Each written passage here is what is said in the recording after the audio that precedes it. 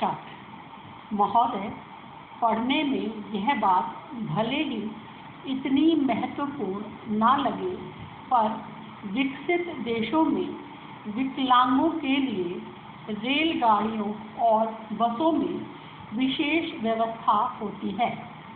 प्रायः यह सब कुछ निःशुल्क होता है। इतना ही नहीं, वहाँ उनके लिए सिनेमा घरों में अलग व्यवस्था होती है।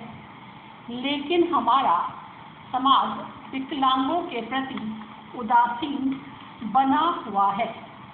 संभवतः उनकी समस्याओं और पुनर्वास के बारे में कोई ज्ञान इसलिए नहीं है कि इनके बारे में प्रचार कम हुआ है और कम साहित्य प्रकाशित हुआ है।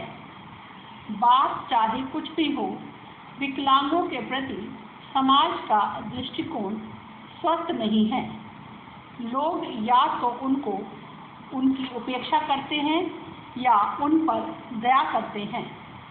वास्तव में ना तो उन्हें दया की ज़रूरत और ना उपेक्षा की, बल्कि उनके साथ इस प्रकार का व्यवहार करना चाहिए जैसा आम आदमी के साथ किया जाता है।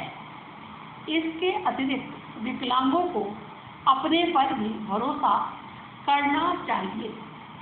शैक्षिक दृष्टिकोण से जहाँ तक शिक्षा देने की बात है, उनकी शिक्षा व्यवस्था सामान्य कक्षाओं में संभव नहीं है। अपनी विकलांगता की प्रवृत्ति के अनुरूप उन्हें विशेष रूप से प्रशिक्षित शिक्षकों द्वारा शिक्षा दी जानी चाहिए।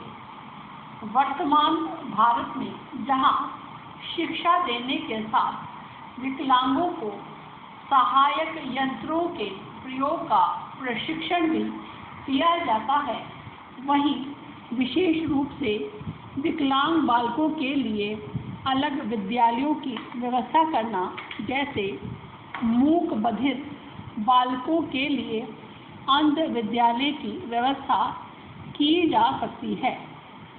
भारत सरकार ने राष्ट्रीय पंचवर्षीय योजनाओं में विकलांगों को कमजोर वर्ग का एक भाग मान लिया है। भारतीय संविधान की 41 तथा 46 धाराओं में भी विकलांग व्यक्तियों के कल्याण पर जोर दिया गया है। विकलांगों के कल्याण हेतु सरकार ना देश के प्रमुख नगरों में 22 रोजगार कार्यालय खोल दिए हैं। नई राष्ट्रीय शिक्षा नीति के अंतर्गत प्रौढ़ विकलांग व्यक्तियों के लिए एकीकृत शिक्षा उपलब्ध कराने हेतु भारत सरकार ने जामिया मिलिया इस्लामिया, नई दिल्ली, रामकृष्ण विश्वविद्यालय, तमिलनाडु, बनारस विश्वविद्यालय, उत्कल, भुवनेश्वर में शिक्षण प्रशिक्षण कार्यक्रम की योजना चलाई है। विकलांगों के कल्याण हेतु राष्ट्रीय संस्थान बनाए गए हैं। इसके अतिरिक्त सरकार ने 3% का सरकारी नौकरियों में आरक्षण भी दिया है तथा नौकरियों में 10 वर्ष की छूट, विकलांगों को मूल वेतन का 10% वाहन भत्ता भी दिया है।